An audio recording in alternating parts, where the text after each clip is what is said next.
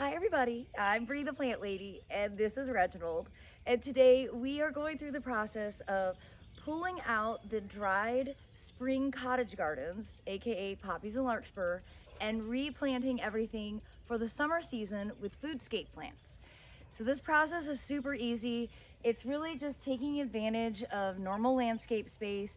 You're not removing, obviously, any of the permanent ornamentals. You're just adding seasonal vegetables into the border so that they're easy to access, they're easy to water, and frankly, you're gonna walk past them on a regular basis. So you're better off taking care of them and you'll notice when it's time to harvest. So I do hope that you will be inspired by this. It's a really easy process, and that's the thing I just can't stress enough. There's no wrong combination to foodscaping. The critical component is grow what you like to eat. Grow what you like to cook in your kitchen and grow a lot of it. And that way when you harvest, it actually changes your habits at the grocery store. For me, I'm gonna put in peppers and eggplants, some fennel, and then of course some flowers because, well, I love flowers for pollinators. So I hope that you'll be inspired to watch this process. All right. So I have just a little soil in my wheelbarrow. This is actually left from yesterday's class. And I'm just putting it in here.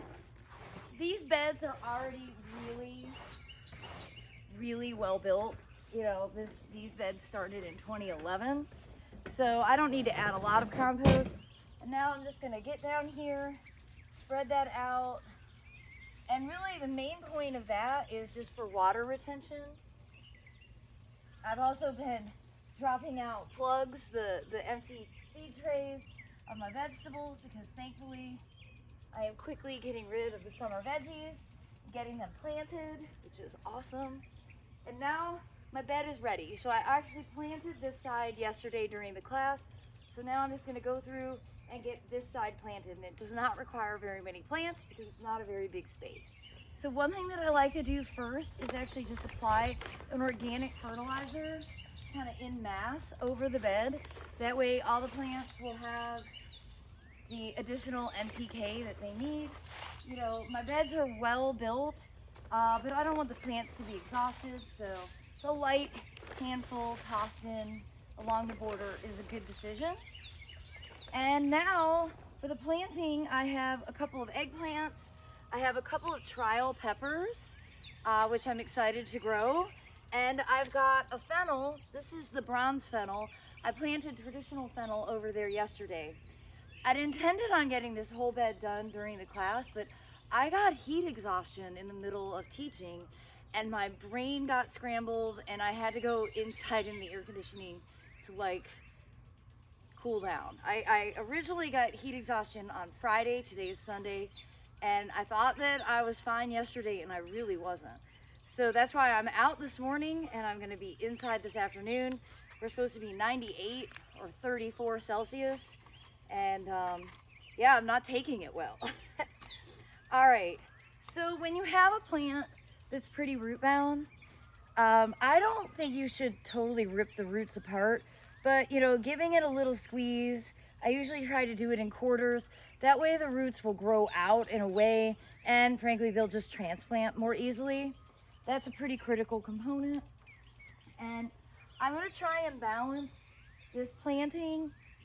So I'm gonna put this sort of over here in what looks like shade right now, but of course, this bed is west facing, so it gets late day sun. Really, it's like one of the hottest, driest areas. So it's a really good planting area for peppers. Peppers have always traditionally done really well here, which is why I'm gonna plant a lot of them. So now I'm just gonna be kind of conscientious with spacing. I also have a lot of self-sown zinnias, and at this stage, I'm gonna go ahead and give these a hard cutback so that they'll branch out better. Okay, so now the question is,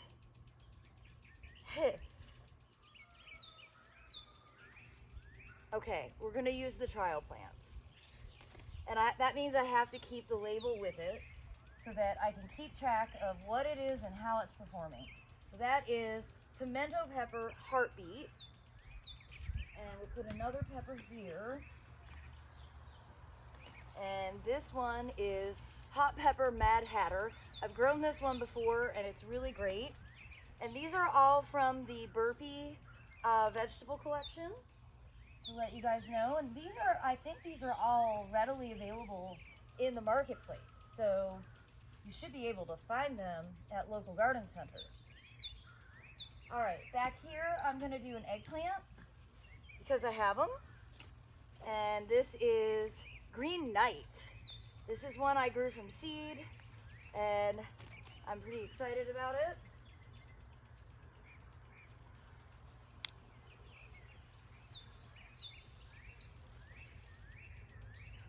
Okay, now, do I have room for more? Yes, I can plant over there.